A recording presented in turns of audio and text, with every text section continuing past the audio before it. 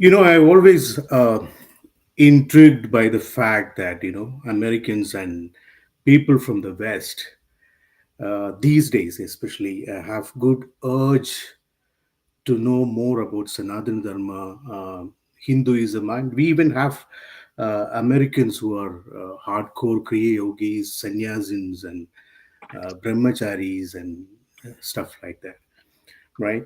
So it always amazed me. So with that said, we have today our great Steve Maiden with me. He's a life coach. He's a Kriya Yogi. He's a motivational speaker, etc., etc. So, Steve, Yeah. I'm honored to have you into my podcast. So, would you just help our audience know a little bit about yourself, please? Yeah. So my name is Steve Mayeda, and I work as a life coach and all these different things, which mainly focuses on men in U.S. culture, Western culture, and so on. But also, I'm a Kriya Yoga practitioner through Hmm. Paramahansa Pragyananda, and I've been doing that for 2.5 years or so. And it's been a huge impact, and it's rounded a lot of things out, as well as many other things that I do. But yeah, I'm happy to be here. Thanks for asking me. Okay. So, coming, you said you're a Kriya Yogi, right? So, even I have Mhm. also got initiated into the same lineage here in Texas. Um, can you just little bit elaborate on what made you come into the Kriya Yoga, and what are the changes which you had in terms of your personal life, your professional life, and your the entire personality altogether? Well, it's interesting because Kriya Yoga and how I learned it and how I was initiated in that certain lineage is probably one of the most important spiritual paths that I have. But how I got involved in it's quite a long story, but I'll try and brush through it. Mhm. So there was a yogi that I had worked with in a completely different aspect of spirituality and psychology and so on. And her name was Joe Todd. And Joe Todd Mhm. put me in touch with this lady, Barbara. And I worked with Joe for years. Mhm. I had met this lady, Barbara, and she kept talking about meditation, and she's a Reiki master. She did Reiki on me. From that point on, I never stopped meditating. So before I was initiated in Kriya, I had started about 6 months of daily meditation just off of a simple pranayama that she gave me. Mhm. And things really started to move like crazy. And this was during COVID. There was an initiation that took place, I think, in October of 2020. And for some reason, I couldn't make it. I just thought I'd make the next one. And then it was delayed all the way Mhm. until March. Or no, this is 2021, until March 2022, which is when I got initiated. So from sometime in September of 2022 or 2021, I'm getting all mixed up, all the way till March, I was meditating basically under Mhm. Barbara's guidance. And she just kept saying, you've got to do Kriya Yoga, you got to do Kriya Yoga, and also knowing Joe Todd as well. So Mhm. when I got initiated, it was really, really interesting because I expected this big, huge thing to happen. And it Mhm. was subtle. It's hard to explain. It was subtle, it was clean, it was just normal. But from that point on, meditating for me took off. Okay. And I never stopped. And, I would go uh, hours sometimes of taking more time with the Mhm. different practices that were taught and all that sort of stuff, but every Mhm. day for an hour or so. Ever since then I started. Mhm. Now, how that changed, I think a lot of people look at spirituality, especially in through uh, American filter or US filter, of that it's supposed to get you all these things that our culture values, which oftentimes is status or power or these types of things. And Mhm. my story of in practicing Kriya Yoga is not any of that. It is really simple. It's just the simple aspect of being able to no longer need faith in a higher power or something, but direct contact with it. And I once heard another Kriya Yogi describe, I don't need faith that this exists, because faith means I need to believe, Mm, this little credit card holder, that I have to talk myself into it. I have to know more, and there's a big jump. And after practicing, especially after being initiated, there was an absolute knowing that there was more to me and the world. And if there was going to be faith, it would be that this path and this practice would have me understand more of these things. And mhm, so it was really, really profound. And it absolutely changed my life in those ways. In terms of money or profession and those types of things, you could say it would help. mhm, But those aren't necessarily, in my opinion, expressions or guarantees or even the right motives, at least for mhm. me, to follow a spiritual path. I like the way when you said it is beyond faith, because that means that it is you have gone very deep into Kriya Yoga. That's when you feel that kind of Hmm. feeling Yeah, where it let's is. hope. Yeah, yeah, yeah. So you have a daily habit of doing Kriya Yoga, or just once in a while, or something like that? Well, so daily I do it, and after seeing Pragyananda last time, I started doing it 2 to 3 times a day, but really it's two. So Okay. it's about 2 hours a day now. And then before Hmm. that, it was anywhere from 45 minutes to an hour and a half daily for, the 2 years or so that I practiced before I last saw Pragyananda. Hmm. All right. Interesting. So, how it transformed your professional life, or the profession what you do? I'm just coming into your Mhm. career thing next. So, before that, let's bridge between. So, how Kriya has transformed you in that way, in a material way? Sure, sure. So again, I don't really look at it as a material practice. However, I will say Hmm. this: I work with, I guess you could say, like very neglected and negated trauma from males in our culture. And a lot of times when I bring that up, people say, well, what do they have to worry about, and so on. And that's part of it. It's very ignored and people are unaware of it. And then a lot of the social narrative, I Stigma. guess you could say, about what men go through is is false. It's not actually true. Like the pains that come from addiction or Yes, some sort of abuse or I divorce and understand. custody or fathers and those things. There's a lot of misinformation, in my opinion, about that, and I deal with it Hmm. hands on. And by hands on, I'm there when people are begging for their lives and end up dying. I'm there for people who want to kill themselves and Depression help or. them out with their their mental health issues and get them in front of the right practitioners, but also like daily check in with them. And then Mhm, obviously stuff that's not as extreme as that, but it's very common. So on a day-to-day basis, that's happening. And in order to get mhm, to what true compassion is, or caring, Kriya Yoga revolutionized all of that mhm, in so many ways, because it allowed me to take on, and by take on, I mean like be around, be in front of, work with mhm, tangibly a lot of different types of really bad stuff that happens in our culture. Again, that seems to be ignored, and to be right there in front of it and walk with people mhm, on it. And I mhm, could reset. Like I said, it's not necessarily a faith in something greater. It was a mhm, knowing that I could get back to almost at will, mhm, mhm, hit a position, or even do something like fold my tongue, or just go into a state, drop into a state very quickly. And from there, be able to reset on what the true perspective is and what the soul's journey is. And when you're dealing with somebody who has an extreme problem, they're not going to want to hear about that, and they're not going to want mhm, to, touch upon that. But that was something that was so fundamental, that changed after I started practicing, that I could drop into at will. I don't want to mhm, say I'm perfect, and I don't want to say, like, things don't become overwhelming, but I will 100% say, if I need to shift my state in an instant and in multiple variables of uh, the human experiences problems that I've had in the last 2.5 years, I can get into it.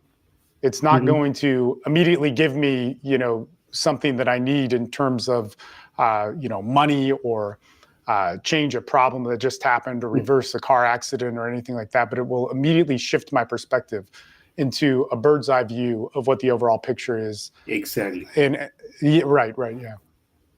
So it's just like balance it out, right? It just gives you that maturity and all this kind of thing to Yeah, and an handle. awareness of love and compassion and caring Hmm. and unity and oneness and all these things, which our Hmm. world kind of lives in a way outside of those things in many many ways, and especially Okay. when you're dealing with deep problems from people.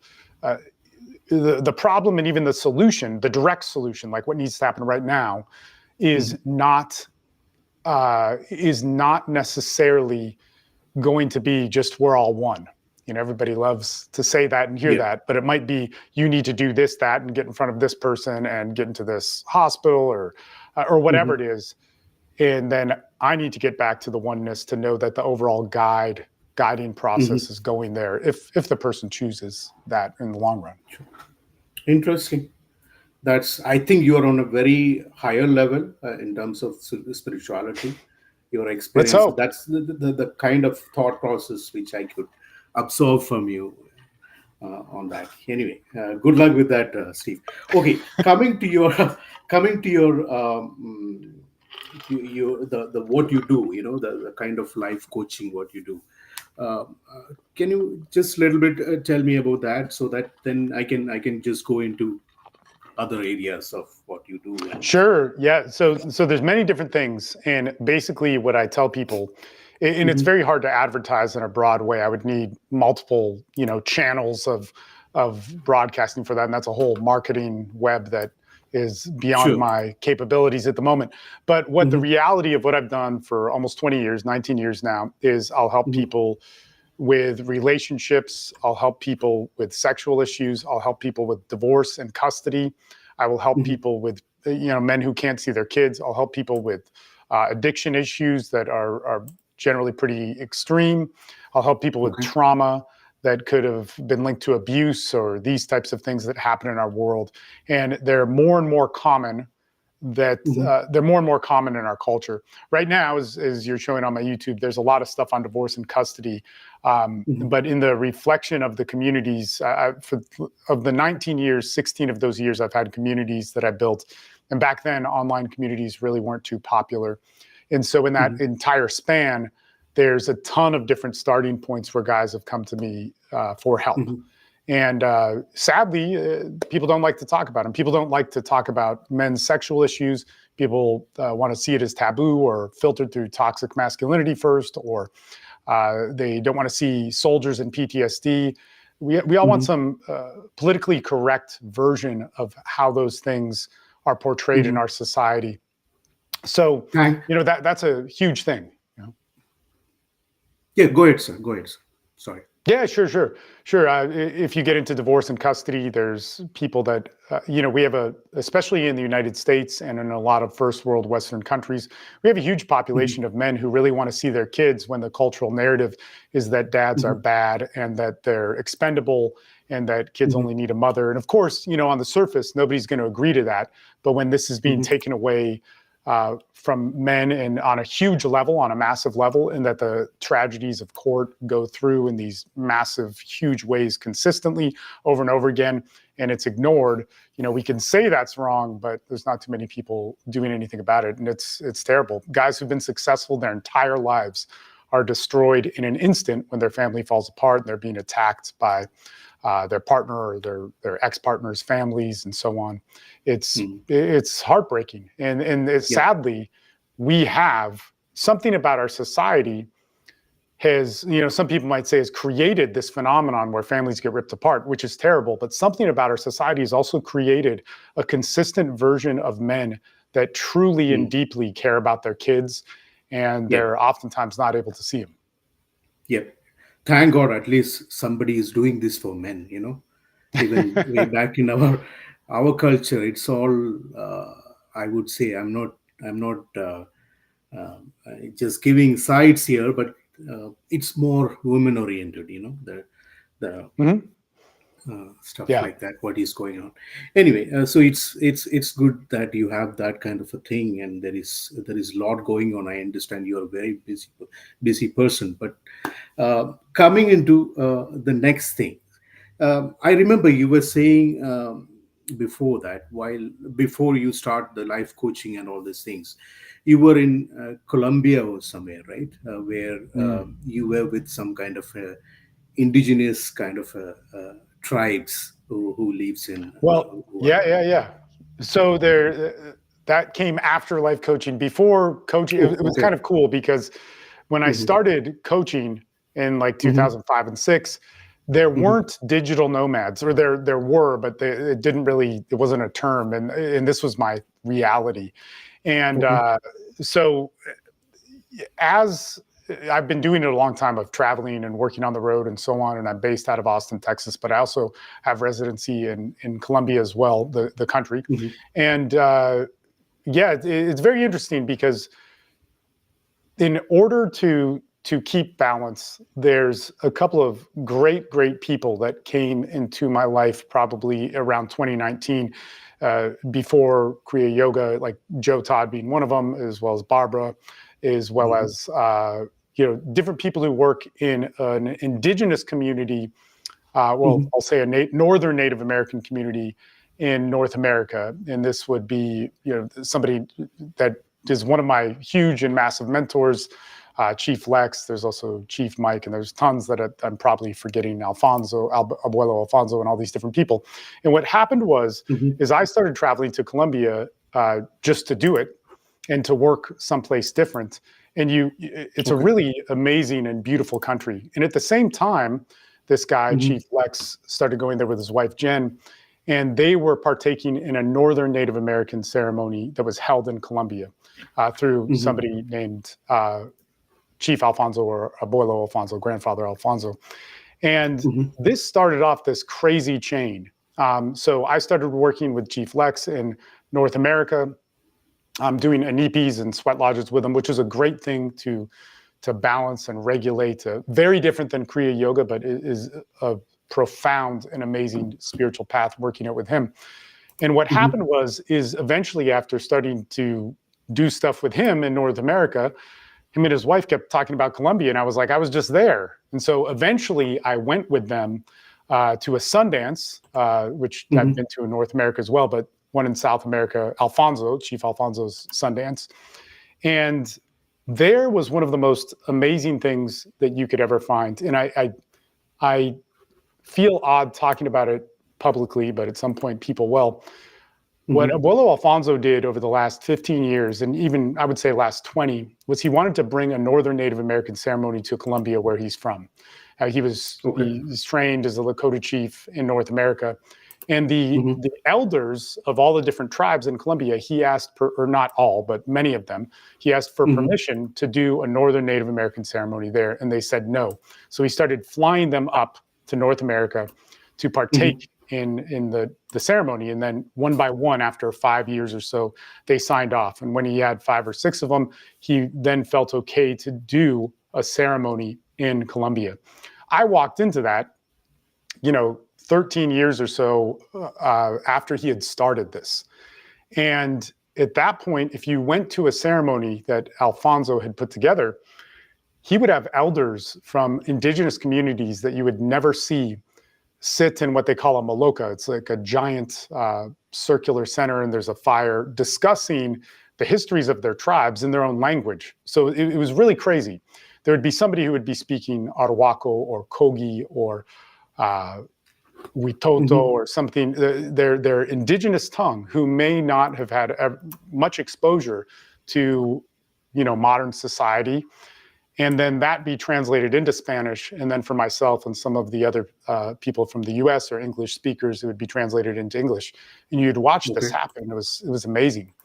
And so Chief Lex and I had made friends with in our Waco elder named Hmm. Major Cesar, which means Elder Caesar, or Caesar the Elder, and he is pretty amazing guy. I remained friends with him and his wife Ramona, who's a great woman.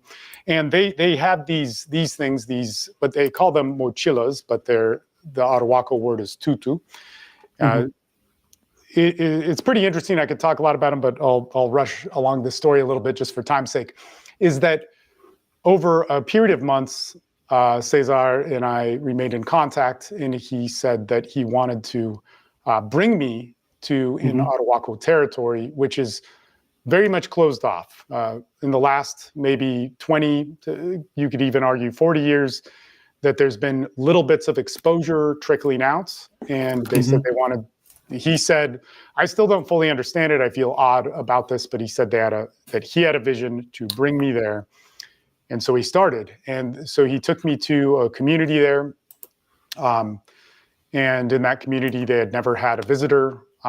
They had never seen somebody from the U.S.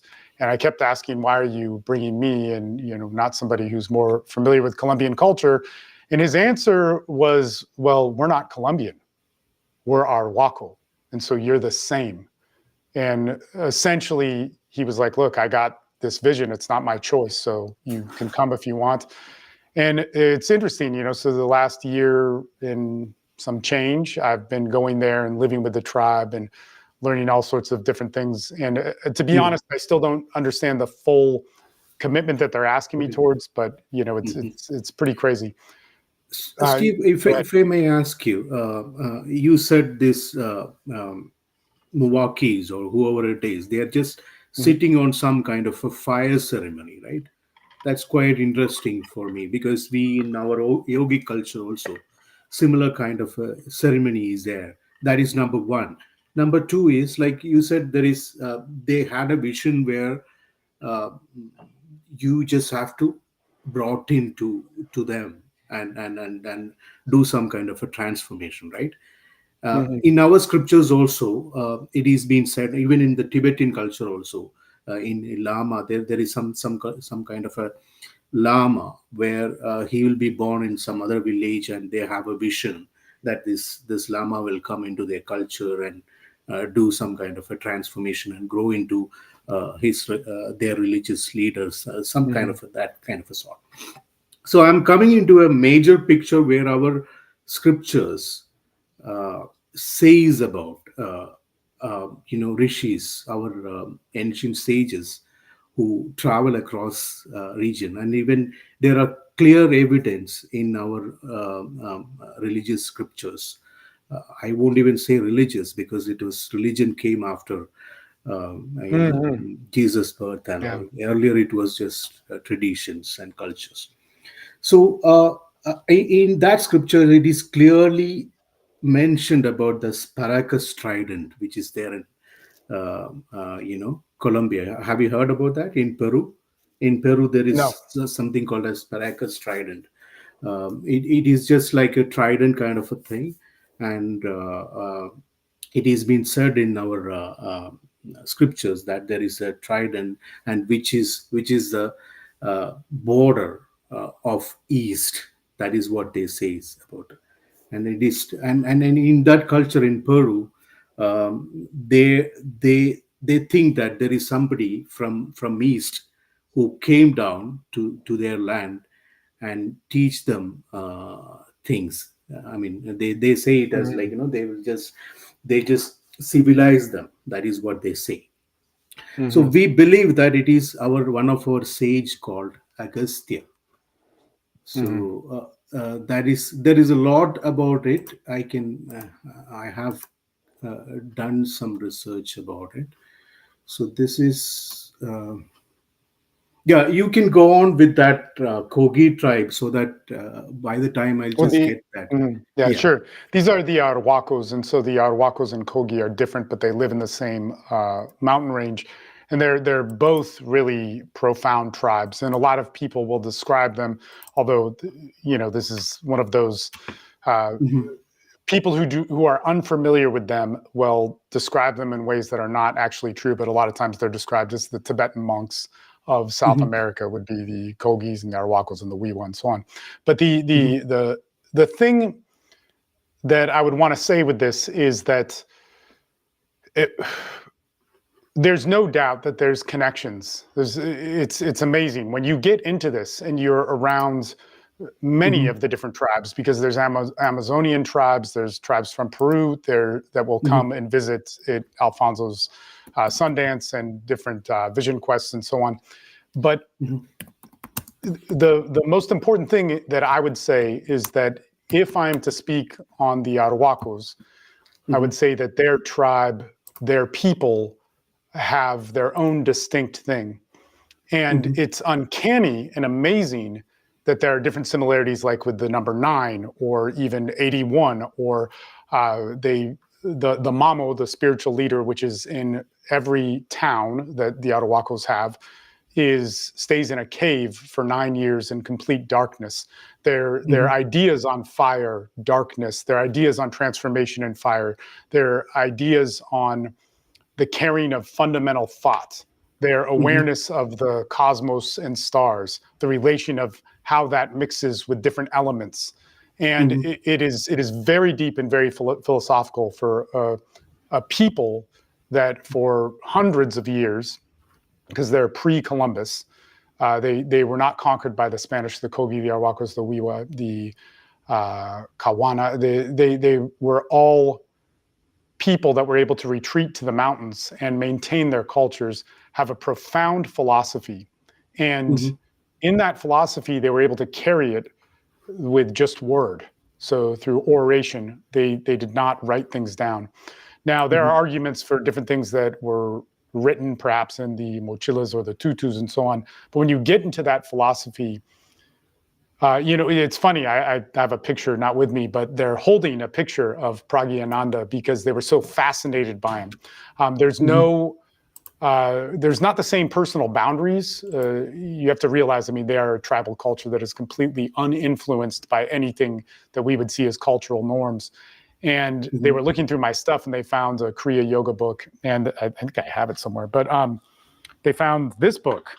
And Okay. so I oftentimes carry it with me. And then they took out this photo of Pragyananda, and Uh-huh. I have a picture of them holding it, which I don't have on hand. But these are actually the kids that Mm-hmm. that lived there. But so they were fascinated by it, and when I told them about it, and I pulled out my mala, and they were looking at it, and I said, no, this is all around the number 9. And everything with them is that 9, 18, everything multiplies and divides within that. Well, I don't want to say everything, but there's huge significances with that. And when you get into different philosophies, one of the ones that really blew me away was when they were talking about darkness and what it was, and that darkness was not something that was bad. In fact, the idea that it could be bad just was a Mm-hmm. foreign concept to them, and that darkness was the formation of thought, and that conception of life happened in darkness. And so Mm-hmm. new life and new thoughts, and if we were working on a thought, it had to stay in the dark, and it couldn't come out to the light because it needed to Mm-hmm. fully form, just like a birth. If it comes out premature, it is not completely formed, and then its life trajectory may be different. And these were their words that I understood them to describe it. And so darkness is a cherished thing, and that's why their spiritual leader will stay from birth often, or before the age of 3 or 4, maybe a little bit later, will go into a cave in complete Mm-hmm. isolation with just enough Brahmachari. light Yep. light to develop eyesight, but for 9 years. And they Mm-hmm. will eat a special diet. And then after that, they'll spend another 9 years in isolation, but on the outside of that cave. And these people, if you ever get a chance to meet them, they're called mamos in both Kogi and in Arhuaco. Mm-hmm. They are pretty amazing. And so I will. There were times, I think last year, when I was with Mamo Vingama, which is one of the Arhuaco mamos that I have a Mm-hmm. relationship with, and then like 2 or 3 days later, I was with Pragyananda, and it's profound. And in fact, that time when I saw Pragyananda last year, I think it's September of 2023, they were Mm-hmm. breaking down parts of the Bhagavad Gita in a just like 8 lines. They spent like an hour and a half breaking down these 8 lines, and they were talking about similar things that the Arhuacos would talk about as well, in different ways. And one of Yes, the we do. amazing things about We do so have. many things that, We do have yeah. similar traditions and all. The Yeah. one which you said, like, they go into cave and all, right? So even olden Hmm. times, we used to have our people train into different areas. We call it as 64 kalas or 1008 Mm. kalas and stuff like that, where they will go into some kind of a penance or some kind of a celibacy kind of thing, and they learn Hmm. different things and then come back to the normal life. That is number Yeah. one. And this number two is the number nine, right? That is even in our culture also. It's like, as you look at my URL also, 1008. It's Mm. 1008. Even my phone number, my so we have some Nice. kind of a connection with number nine also, right? Yeah. I'm not getting into because we have a lot of things to discuss on. So again, Sure. Sure. I'm just going a little deviate from that culture things. So we believe that there is a sage by name Agastya. He has traveled across all these places, especially the South American regions and all these things, and they have civilized the people. That is what our scripture says. Hmm. So I'll Hmm. just show you his picture here if I have. So that is what the belief is, and not just in South America. There is Aztec. Aztec is basically they call it as Agastya formed kind of a group. That is what it is. So Hmm. and even they have traces in um, you know modern day Iraq and Greek, all those areas where Anunnakis. If you just look at the Anunnaki picture, it clearly shows. See, this is Agastya, which I was talking about. He's a saint Mm. who traveled in all these areas, and South America is in the scriptures. It says like that trident, which I was showing. It is a navigation point for people who was just mentioned. For example, Sugriva in Ramayana scriptures. So Hmm. like that, there is what I was saying is Anunnaki. If you just look at it, it really looks like a Indian rishi. These are Anunnakis. So again, Yeah. in Mexico also there is some belief that there is somebody by name Nagas who just came from uh, east, who just come there and civilize the people and who taught spirituality. Hmm. Spirituality is nothing but yoga. This is what we believe. And I really feel that, see, again, if you just go back to this place where I was talking about the Peru, there is a place called San Agustin. Even the Well, name itself is that's related in to Colombia. Sage Agustin. This is in Colombia. Yeah, What you're that's in looking at. Yeah. Colombia. Uh-huh. San Agustin. Yeah. See, this is almost looks like a Ganesha, you can say, a bird or something, you can say. And there is a Shiva Linga.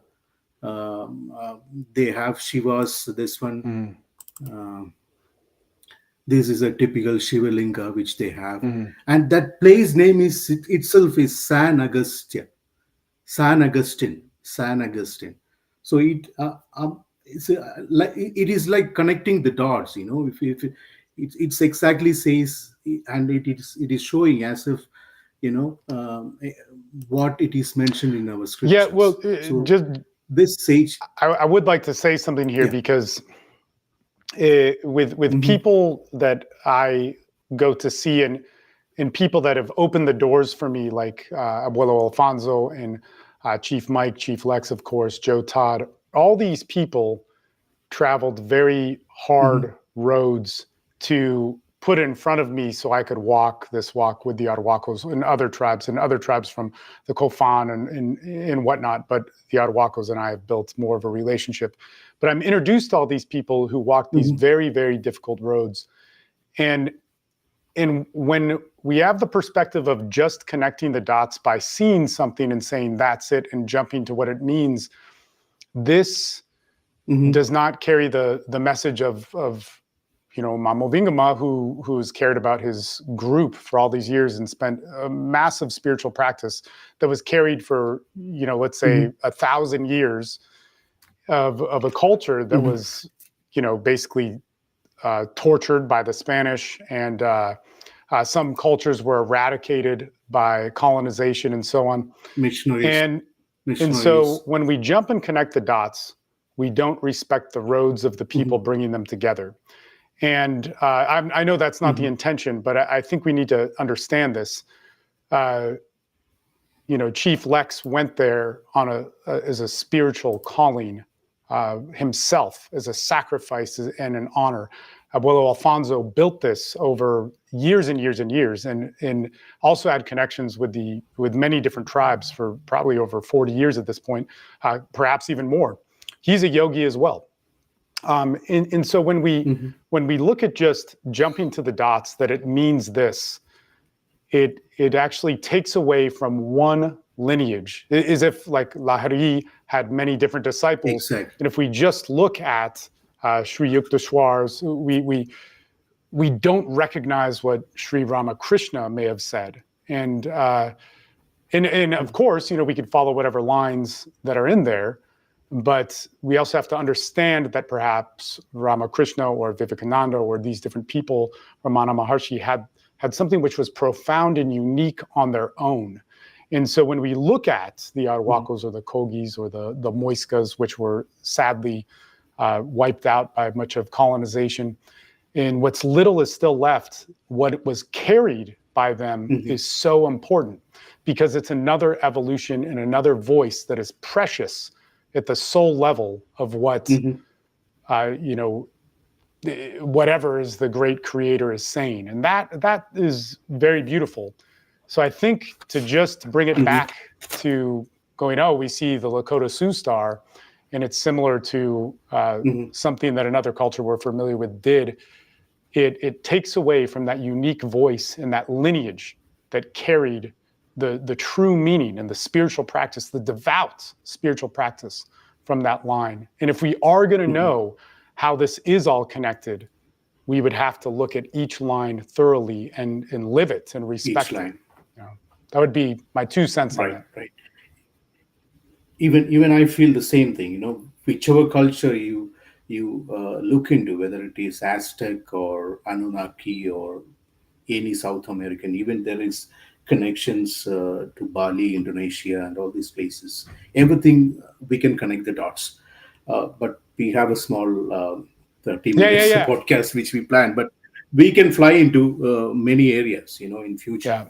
yeah. So with that said, so what I'm thinking, Steve, is like, it has been evident that our sages has gone to different parts of the world, you Mm, know where they have taught yoga actually, and people they call it as civilized and all different meaning to it, but it is actually yoga. They have these are saptarshis according to us is like, the seven sages, the first initial sages, which I was showing you that picture, sure. right? In the Hmm. sky there is a Yeah. seven. It's still, if you can just still see that seven Hmm. stars.